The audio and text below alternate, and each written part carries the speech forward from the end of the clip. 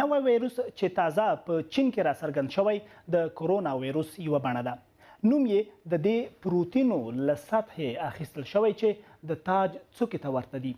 اوس همدا ډول ګڼې څوکې کورونا ویروس هم پیدا کړي، خو تیرو 20 کلونو کې یې 3 مهم ډولونه له ژوو یا حیواناتو انسانانو ته لیږدول شوي دي.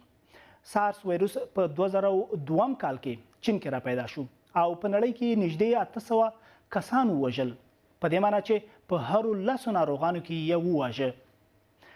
مرس ویروس بیا په 2012 کال کې له سعودي عرب را پیدا شو، 858 کسان یې ووژل، په دې معنی چې پر دې ویروس په 8 کسانو کې په هرو 3 کې یو وژلی دی.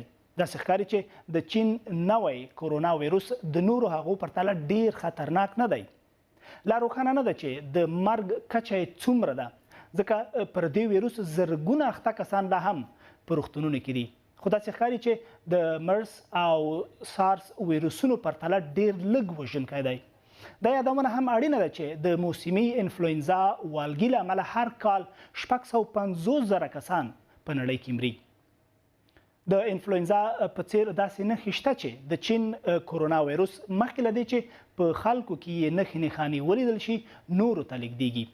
د ټوخي پر مهال په هوا کې له یوه انسان بل ته ځي او یا د هغه چا شخصي وسایلو او کالیو سره په لګېدو هم لیږدول کیږي چې پر دې ویروس اخته وي.